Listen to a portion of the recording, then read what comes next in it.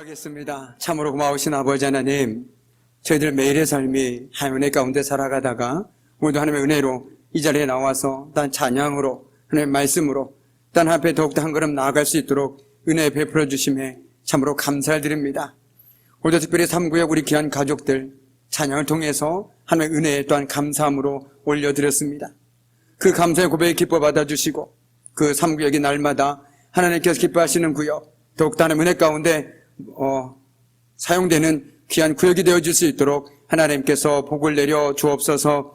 오늘도 귀한 말씀을 드릴 때 하나님 저희들 깨닫게 해주셔서 그 깨닫는 대로 살아가는 저희 믿음도 허락하여 주옵소서. 감사드리며 예수님의 이름으로 간절히 기도드립니다. 아멘. 할렐루야. 반갑습니다. 우리 앞뒤 좌우 우리 반갑게 인사 나누겠습니다. 참 잘 오셨습니다. 네, 참 잘 오셨습니다. 네, 특별히 오늘 찬양을 저 말고 한 세 분이서 같이 서 주셨는데요. 원래는 정기선 지사님까지 같이 서시기로 하셨는데 오늘 좀 몸이 안 좋으셔서 함께하지 못했습니다. 제가 이 말씀을 왜 드리냐면 혹시 나는 앉아있는데 언제든지 앞에서 찬양을 같이 하고 싶다라고 생각되신 분 있다라면 주저하지 마시고 괜찮습니다. 노래 못해도 괜찮고요. 함께 은혜 나눌 수 있는 이 자리 가운데 나올 수 있는 우리 귀한 성도님이 되시기를 간절히 소망하면서 또한 기다리고 있겠습니다. 언제든지 말씀해 주시면 이 자리에서 함께 찬양할 수 있는 은혜를 누릴 수 있는 그 은혜를 함께 누리기를 소망합니다. 아멘. 네. 오늘은 제가 하나님께 고백이라는 제목으로 하나님의 귀한 말씀을 함께 나누려고 합니다. 오늘 호세아 선지자가 활동할 당시는 쉽게 얘기한다라면 지금 저와 여러분이 살고 있는 이 시대와 참으로 비슷한 점이 많은 시대다라고 생각하시면 이해하시기가 훨씬 더 쉬울 것 같습니다. 호세아가 활동할 당시에 상업이 발달했습니다. 그래서 부유한 사람들이 생기기 시작했죠. 그런데 부자들은 자신의 부를 통해서 가난한 사람들을 압제하기 시작했습니다. 또한 설상가상으로 우상을 숭배하면서 하나님으로부터 멀리 떠나가는 정말 잘못된 길을 들어서게 되었습니다. 정치적으로는 그들은 하나님보다 또한 애굽을 의지했습니다. 또한 도덕적으로도 강포를 행하여 공의에서 멀어졌습니다. 호세아서를 읽고 있다라면 참으로 요즘 세상을 보고 있는 것 같습니다. 그래서 호세아의 외침이 오늘 우리들에게 더 마음에 와 닿는 것은 그때나 지금이나 삶의 모습들이 크게 달라 보이지 않기 때문입니다. 오늘 이 저녁에 호세아 선지자의 외침을 통해서 다시금 우리가 믿음의 사람으로서 어떤 삶을 살아야 하는지 우리 삶을 되돌아볼 수 있는 그런 시간들이 되었으면 좋겠습니다. 그래서 호세아 선지자는 당시에 북이스라엘 사람들의 죄악상을 폭로합니다.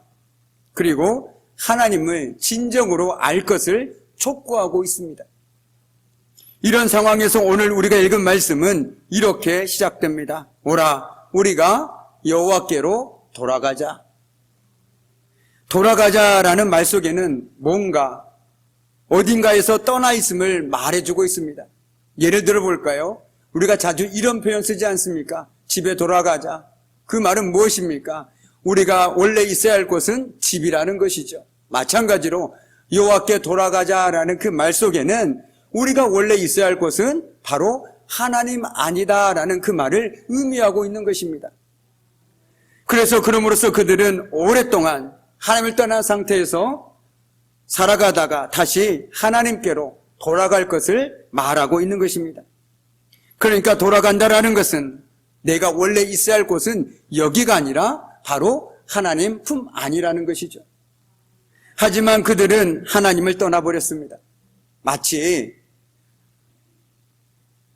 고멜이 남편 호세를 떠나서 다른 남자들에게 갔던 것처럼 그들은 하나님을 떠나서 바알 등 다른 우상을 섬겼습니다. 그러나 이제 그들은 깨어서 일어나야 할 때입니다. 그리고 돌아가야만 합니다. 둘째 아들을 애타게 기다리던 그 아버지처럼 오늘도 그들을 향해 두 팔 벌리시고 기다리시는 그 하나님께로 다시 돌아가야 한다라는 것이죠. 저와 여러분은 종종 이렇게 얘기하지 않습니까? 회개하십시오. 우리 회개합시다 라고 얘기하지 않습니까? 회개의 1차적인 의미는 바로 우리의 죄를 고백하는 것입니다. 하나님, 내가 지난 한 주를 살아보니 나의 삶이 이런 잘못들이 있었습니다. 이 모든 것들을 하나님께 고백하오니 용서해 주옵소서라고 얘기하는 것이 회개의 1차적인 의미이죠. 그러나 그것보다 먼저 앞서야 될 것이 있습니다. 그것은 무엇이냐면 진정한 회개는 바로 하나님께로 돌아가면서부터 시작되어진다라는 것이죠. 무슨 말씀을 드리냐면 하나님과 상관없이 살아갔던 삶에서 돌아서서 하나님 안에 살게 될 때 비로소 우리는 진정한 회개를 할 수 있다라는 것입니다. 하나님께 돌아가서 하나님의 마음으로 그리고 하나님의 눈으로 우리 삶을 하나하나 비춰봤더니 우리의 잘못된 행동이나 태도나 삶의 모습들이 보이기 시작하더라는 것이죠. 그래서 이 같은 죄인이 어떻게 내 죄를 하나님 앞에 고백하지 않을 수 없겠습니까? 그래서 하나님의 마음으로 내 죄를 하나님 앞에 고백하는 것이 진정한 회개라는 것이죠. 그러니까 하나님께서 기뻐 받으시는 진정한 회개는 하나님께 먼저 돌아가는 것이 먼저입니다. 그리고 하나님의 마음으로 내 삶을 비춰보며 그 삶 속에 드러났던 나의 죄악들을 고백하는 것, 그것이 진정한 회개라는 것이죠. 그래야만 그 회개가 있을 때만 우리 삶의 변화가 동반될 수 있다는 것입니다. 예를 들어 보겠습니다. 저와 여러분이 부모님의 마음을 이해하려면 어떻게 해야 됩니까? 부모님의 마음속으로 가서 부모님께 그 마음으로 비춰봤을 때 이건 내가 잘못했구나라는 것들을 이해할 수 있고 납득할 수 있는 것 아니겠습니까? 마찬가지로 우리는 하나님이 될 수는 없습니다.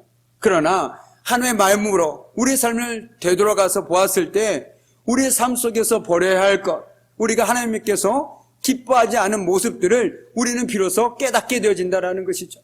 그리고 하나님께서 싫어하는 것처럼 우리 역시 싫어하게 된다는 것입니다. 그렇기 때문에 진정한 회개에는 삶의 변화가 같이 따라올 수밖에 없다는 것이죠. 하나님께서 그렇게 싫어하시는데 내가 왜 그 삶을 살아가겠습니까?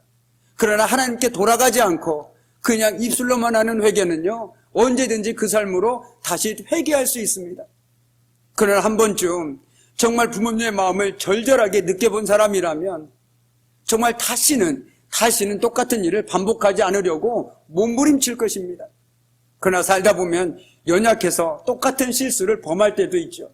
그러나 그 부모님의 마음을 알기 때문에 그래도 그 삶 가운데 살아가지 않으려고 발버둥치며 살아가게 된다는 것이죠.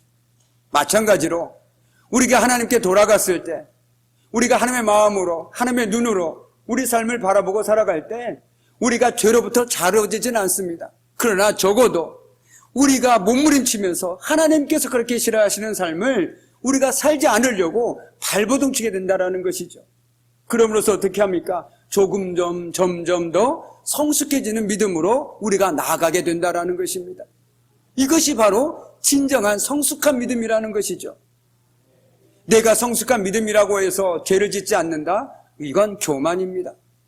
그것이 아니라 내가 성숙해지면 성숙해질수록 죄에 민감하게 반응하게 되고 하나님의 마음으로 하나님의 눈으로 내 삶을 바라봄으로써 그것들을 점점점 더 멀리하게 된다는 것입니다.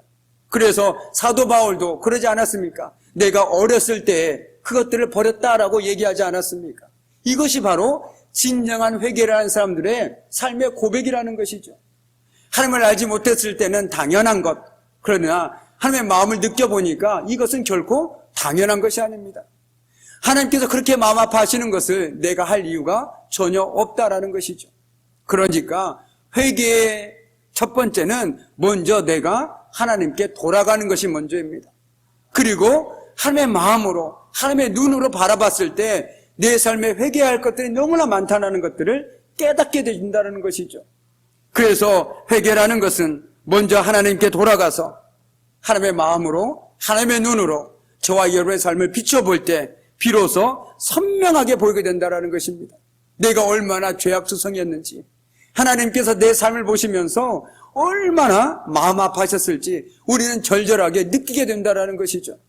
그러나 우리가 하나님께 돌아가지 않으면요, 입술로는 고백하지만 내 마음속으로는 와닿지가 않습니다. 그냥 거짓말하지 않는 정도, 남에게 해를 끼치지 않는 정도에서만 회개하고 끝나버린다라는 것이죠.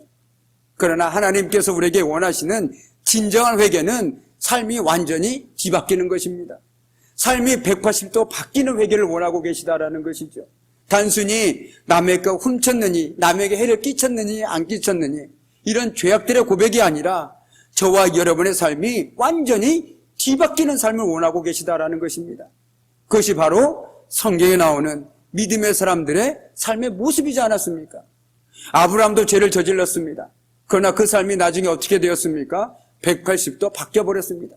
마치 밭이나 놋을 뒤 갈아엎듯이 그 삶을 갈아엎는 것, 그것이 바로 진정한 회개라는 것이죠. 그런데 그 회개의 출발은 바로 내가 하나님께 돌아가는 것에서부터 시작되어진다라는 것입니다. 이제 우리 주님께로 돌아가자라는 이 외침은 시대와 장소를 불문하고 모든 하나님의 백성들이 반드시 기억하고 귀 기울여야만 하는 권면인 것입니다. 지금 저와 여러분은 어디에 계십니까? 그리고 누구를 바라보고 살아가고 계십니까? 우리는 룻기를 통해서 뒤에서 잠잠히 일하고 계시는 하나님을 만나게 됩니다. 모든 것을 잃고 난 나오미는 모든 아픔을 가지고 살던 곳을 떠나서 다시 원래 있던 곳으로 돌아가기로 결심합니다. 다시금 얘기하지만 원래 있던 곳으로 돌아가기로 결심했다라는 것이죠. 왜냐하면 주님께서 그 땅을 돌보신다라는 말씀, 소문을 들었기 때문입니다. 바로 하나님 때문이었습니다. 그녀는 하나님이 어떤 분인지 너무나도 잘 알고 있었기 때문에 주저하지 않고 돌아올 수 있었습니다. 룻이 어떻습니까? 정말 그 땅에 흉년이 들어서 잘 살아보겠다고 남편과 두 아들을 데리고 모압으로 가지 않았습니까? 그런데 거기서 잘 살아보겠다는 그 땅에서 그만 두 아들과 남편을 잃어버렸습니다. 잘 살아보겠다라고 정말 나도 한번 잘 살아보겠다고 떠났던, 그렇지만 그 삶은 슬픔밖에 없었다라는 것이죠. 특별히 잘 아실 것입니다. 우리가 대부분 고향으로 돌아올 때 어떤 모습으로 돌아오길 원하십니까? 잘 돼가지고 성공해서 돌아오길 원하는 것이 대부분의 사람들의 모습이죠. 저도 마찬가지입니다. 그런데 오늘 나오면 어떻습니까? 인생 실패죠. 과부입니다. 아들마저 없습니다. 초라한 모습으로 고향 땅으로 돌아온다라는 것이 말처럼 쉬웠을까요? 어렵습니다. 너무너무 어려운 일입니다. 그런데 그는 하나님 때문에 하나님만 보고 돌아올 수 있었다라는 것입니다. 왜냐하면 소망은 오직 하나님께만 있음을 그녀는 너무나도 뼈저리게 경험했기 때문입니다. 그래서 나오미의 상황은 전혀 변함이 없는 것처럼 보입니다. 여전히 슬픔뿐이고 아픔뿐이고 쓰디쓴 삶이지만 하나님께 돌아선 순간 그 삶을 대하는 태도가 그리고 마음이 달라지기 시작했다라는 것이죠. 울퉁불퉁한 인생길을 덜컹거리며 그녀는 그래도 하나님의 손을 붙들고 걷기 시작했던 것입니다. 이제 저와 여러분 차례입니다. 우리도 주님께 돌아가야 합니다. 하나님을 등지고 살아가고 있는 그곳에서 이제 돌아서야 된다는 것이죠. 그리고 우리가 원래 있어야 할 그곳, 하나님 앞으로 나와야 된다는 것입니다. 여러분 지금 주위를 한번 둘러보십시오. 많은 사람들이 하나님 앞에 나와야 하건만 여전히 하나님을 등지고 살아가고 있는 우리의 가족들도 있지 않습니까? 그것들을 바라볼 때 여러분은 어떤 마음이 드십니까? 아마 저와 동일한 마음이 들 거라고 생각되어집니다. 왜냐하면 우리가 있어야 할 곳은 바로 하나님의 은혜가 선포되고 하나님 앞이어야 하는데 우리는 자꾸만 하나님으로부터 멀리 떨어져서 그곳에서 무엇인가를 잡으려고 살아가고 있는 모습들이 비춰질 때마다 얼마나 마음이 아픈지 모르겠습니다. 일상 속에서 우리가 다시금 하나님을 인정하는 것부터 다시 시작해야 합니다. 내 삶 속에서 하나님의 자리를 내어드리고 이 자리만은 결코 타협할 수 없는 자리입니다. 그 무엇도 그 어떤 것도 이 자리를 다른 것으로 채워서는 안 된다라는 것이죠. 결코 채울 수도 없습니다. 그것이 바로 하나님께 돌아가는 첫걸음이라는 것입니다. 내가 하나님께 돌아가겠다라고 생각하신 분이 있다면 내 삶 속에서 하나님의 자리를 가지고 살아야 됩니다. 이 자리만은 내가 무슨 일이 있어도 절대로 포기하지 않는 자리, 그 하나님의 자리를 가지고 살아갈 때 우리 늘 세상 속에서 흔들리지 않고 살아갈 수 있다는 것입니다. 그렇다면 어떻게 하면 우리가 하나님의 자리를 품고 살아갈 수 있을까요? 그냥 이만큼은 하나님의 자리 이렇게 만들어 놓고 살아가면 되는 것일까요? 아닙니다. 그 하나님의 자리는요, 바로 저와 여러분의 삶 속에서 하나님의 말씀이 끊임없이 들려져야 하는 곳입니다. 하나님의 마음으로 세상을 품을 수 있는 곳이어야 되고, 하나님을 향한 기도 소리가 끊이지 않는 곳이 저와 여러분의 삶 가운데 있어야 된다라는 것입니다. 그것이 바로 하나님의 자리라는 거예요. 여러분은 그 자리를 갖고 살아가고 계십니까? 오늘 하루 살아가실 때 하나님의 말씀이 끊임없이 들려지는 그 자리가 여러분에게 있으십니까? 삶이 어려워서가 아니라 내가 하나님께 끊임없이 부르짖는 기도의 자리가 여러분에겐 있으십니까? 그렇다면 정말 잘하셨습니다. 그것이 바로 하나님의 자리라는 것이죠. 그런데 이 자리가 없으면요, 어느새 나는 하나님을 믿고 있다고 고백하지만 결정적일 때 하나님이 내 삶에 없습니다. 아무리 하나님을 잡으려고 해도, 하나님을 찾고 찾아도 하나님이 느껴지지가 않습니다. 왜냐하면 어느새 우리는 무감각해져 버렸기 때문이라는 것이죠. 저와 여러분이 함께 전도서를 쓰자라고 제가 말씀드린 이유가 무엇일까요? 말씀을 통해서 적어서 쓰면서라도 하나님의 말씀의 자리를 만들자, 적어도 하루를 시작하면서 하나님의 말씀을 한번 들어보기라도 하자라는 그 의도였습니다. 그리고 우리가 날마다 새벽에 지친 몸이지만 하나님 앞에 나와서 기도로 하루 시작하는 이유도 바로 이어갔다라는 것이죠. 내가 기도하지 않으면 내가 죽을 것 같으니까. 내가 하나님의 말씀을 듣지 않으면 죽을 것 같으니까. 내가 하나님의 말씀 앞에 서지 않고 기도하지 않으면 내 영혼이 죽을 것 같으니까. 정말 이런 마음들이 여러분에게 있기를 간절히 소망합니다. 그래서 바쁘지만, 분주하지만 결코 타협할 수 없는 시간, 하나님 앞에 서는 시간, 말씀 앞에 서는 시간, 기도하는 그 시간만은 꼭 타협하지 마십시오. 그것은 내 영혼을 살찌우는 시간입니다. 내가 그 자리에서 멀어질 때, 그 은혜 자리에서 자꾸만 멀어지고 또 멀어질 때 우리는 영적으로 무뎌질 수밖에 없습니다. 무감각해진다라는 것이죠. 있어도 그만, 없어도 그만, 봐도 그만, 안 봐도 그만, 이런 식으로 그저 냉랭해질 수밖에 없다라는 것입니다. 그 마음속에 어떻게 은혜가 임할 수 있겠습니까?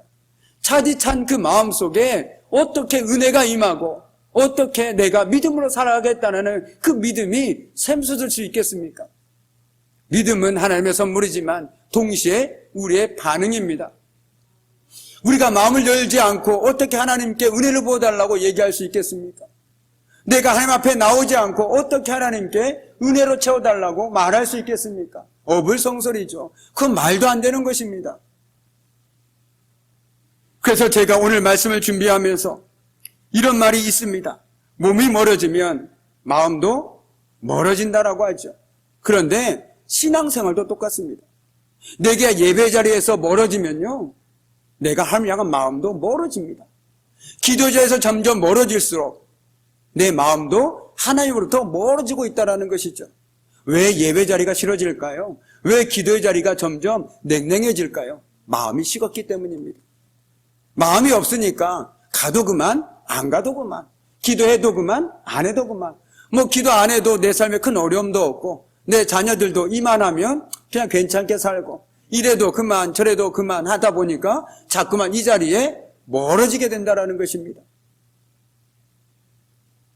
말씀을 안 보면요, 기도의 자리에서 멀어지면요, 우리의 마음이 이렇게 하나님으로부터 멀어질 수밖에 없다는 것입니다. 하나님께서 저와 여러분에게 말씀을 주신 이유는 너무나도 분명하지 않습니까? 그 말씀을 통해서 하나님을 만나고 그 말씀을 통해서 세상 가운데서 흔들리지 말고 나를 붙들고 살아가라, 믿음으로 살아가라, 그 이유로 우리에게 말씀을 주셨는데, 그리고 우리에게 기도를 주셔서 은혜를 누리는 또 하나의 축복의 수단을 주셨는데 우리는 그것들을 너무나도 소외시하고 있고 소홀히하고 있다라는 것입니다. 그러므로써 우리는 하나님을 향한 열정도 사랑도 차갑게 식어버립니다. 그런데 우리 안에 늘 뭔가 허전함이 있습니다. 하나님으로 채워야 할 뭔가 허전함이 있는데 하나님을 향한 마음은 차가워졌으니 다른 무엇인가로 채워야겠죠. 그래서 다른 무엇인가를 열심히 찾고 또 찾아서 채웁니다. 그러나 그것은 결코 채워질 수 없는 자리입니다. 오늘 말씀에서도 이스라엘 백성들 역시 마찬가지 아니었습니까? 그 마음이 차가워지고 하나님의 자리가 없다 보니까 무엇인가를 채워야 하는데 그것이 바로 바알이나 우상 등을 섬기는 것이었습니다. 그리고 하나님을 섬기지 않는 이유는 그들이 하나님을 향한 사랑이 식어버렸기 때문입니다. 오늘 4절에서 그래서 하나님께서는 이스라엘 백성들의 사랑에 대해서 이렇게 얘기하고 있지 않습니까? 너희들의 사랑은 아침 안개나 덧없이 사라지는 이슬과 같다라고 말이죠. 이는 그럴듯 보이지만 실상은 이스라엘 백성들의 사랑이 거짓된 사랑이라는 것입니다. 사랑하는 척, 그냥 하나님 앞에서 사랑하는 척 할 뿐이라는 것입니다. 변덕스럽고 진실하지 못한 그들의 삶의 모습을 보면서 너희들은 참 가식적인 사랑을 내게 보여주고 있구나라고 하나님께서는 말씀해주고 계시다라는 것이죠. 그들은 사랑을 말하지만 실제로 그것은 열매를 맺지 못하는 거짓 사랑이었습니다. 쉽게 변해버리고 지속되지 못하는 잠시 잠깐의 사랑이었던 것입니다. 그래서 오늘 6절 말씀을 보면 이런 말씀이 있습니다. 나는 인애를 원하고 제사를 원하지 아니하며 번제보다 하나님을 아는 것을 원하노라. 아멘. 오늘 호세아 선지자는 하나님께서 저와 여러분에게 진정 원하시는 것이 무엇인지를 분명하게 보여주고 있습니다. 하나님께서 원하시는 것은 제사보다는 사랑이요, 번제보다는 하나님을 아는 것임을 분명하게 밝히고 있습니다. 그렇다고 해서 제사가 필요 없다, 번제가 필요 없다 이렇게 얘기하는 것은 하나님의 뜻을 오해하는 것입니다. 우선순위를 얘기하고 있는 것이죠. 그런데 여기서 안다라는 것은 우리말과는 조금 다릅니다. 아는 것은 행동과 실천을 포함한 말입니다. 그렇기 때문에 이스라엘 백성들에게 하나님을 아는 지식이 없다라는 것은 그들이 하나님의 뜻을 아는 것을 싫어했다라는 것입니다. 그리고 하나님의 뜻을 생활 속에서 옮기는 것조차 싫어했다라는 것이죠. 그것이 그들이 하나님을 알지 못했다라는 의미입니다. 하나님을 머리로는 알았지만 그들의 손과 발로는 하나님을 보여주지 못했다. 그래서 그들은 하나님을 알지 못했다라고 얘기하고 있는 것입니다. 하나님의 뜻에 대한 그들의 이런 무관심은 하나님 사랑하기를 싫어했기 때문에 생겨났습니다. 하나님보다 바알을 더 사랑하니 바알을 더 섬기는 것이 그들에겐 너무나 당연했던 것이겠죠. 그럼에도 하나님께서는 아내를 사랑하는 남편과도 같이, 그리고 자녀를 사랑하는, 그리고 보호하는 부모와도 같이 그들을 변함없이 사랑해 주셨습니다. 지금도 마찬가지이고요. 하지만 이 모든 사랑이 아무 소용이 없었던 셈이었습니다. 그들은 거짓된 풍요를 약속하는 바알을 쫓아서 하나님의 극진한 사랑을 매정하게 뿌리쳐버렸습니다. 그런 그들에게, 그리고 오늘 말씀을 듣는 우리에게 하나님의 말씀이 들려옵니다. 오라, 우리가 여호와께 돌아가자. 이제 말씀을 마무리 짓도록 하겠습니다. 참으로 이스라엘 백성들은 그 누구보다도 하나님의 은혜를 누렸고 하나님의 도우심으로 살았다고 해도 과언이 아닌 선택받은 민족이었습니다. 그런데 안타깝게도 그들은 오랫동안 하나님을 떠난 상태로 살고 있었습니다. 그러나 그들은 원래 하나님의 품에 있으면서도 평안함을 누리던 자들이었습니다. 하지만 그들은 하나님을 그냥 떠나버렸습니다. 마치 고멜이 남편 호세아를 떠났던 다른 남자에 갔던 것처럼 그들은 쉽게 하나님을 떠나버렸습니다. 그런 그들에게 여호와께 돌아가라고 촉구하고 있는 것이 바로 오늘 우리가 읽은 말씀의 주요 내용입니다. 이제 저와 여러분 차례입니다. 저와 여러분의 삶은 어떻습니까? 만약에 저와 여러분의 삶이 하나님을 등지고 살아가고 있다면 이제는 돌아서야 합니다. 그리고 돌아가야 합니다. 우리가 원래 있어야 할 곳은 오직 하나님 앞임을 기억하시기 바랍니다. 일상 속에서 내가 하나님을 아는다는 것은 이 머리로만 아는 것이 아니라 내 손과 발을 통해서 하나님이 어떤 분이신지를 내 삶으로 보여주는 것까지 포함되어 있다라는 것이죠. 그러므로 하나님을 안다라는 것은 결국 내가 하나님의 성품을 닮아간다라는 것입니다. 그러므로 하나님을 안다라는 것은 단순히 머리가 아니라 우리의 삶을 통해서 누군가가 하나님을 만날 수 있어야 됩니다. 누군가가 하나님을 볼 수 있어야 됩니다. 진짜 그 사람이 하나님을 아는 사람입니다. 오늘 바라기는 저와 여러분이 하나님 품 안에 살아감으로써 입술과 삶으로 우리 신앙을 고백하고 살아가는 삶을 통해서 누군가에게 하나님을 보여줄 수 있고 만나게 해줄 수 있는 디딤돌 역할을 감당할 수 있는 저와 여러분의 복된 삶 되기를 주님의 이름으로 간절히 축복합니다. 아멘. 기도하겠습니다. 참으로 고마우신 아버지 하나님, 정말 저희들은 날마다 신앙생활하면서도 때론 세상 것들에 마음이 빼앗겨 하나님을 떠나서 살아갈 때가 있었습니다. 우리가 여호와께 돌아가자, 이 귀한 외침은 바로 오늘 우리를 살아가는 우리들을 향한 하나님의 말씀인 줄 믿습니다. 다시 우리가 믿음으로 하나님께 돌아가게 하여 주시고 정말 그 삶을 믿음의 삶의 살아감을 통해서 오늘도 많은 사람들에게 하나님을 만나게 하게 해주시고 경험하게 해줄 수 있는 디딤돌의 역할을 감당할 수 있도록 주님 도와주옵소서. 감사드리오며 예수님의 이름으로 간절히 기도드립니다. 아멘. 우리 교회 소식 몇 가지만 전해드리겠습니다. 우리 권사 피택자 교육이 이번 주 낮 예배 후에도 목양관에서 있습니다.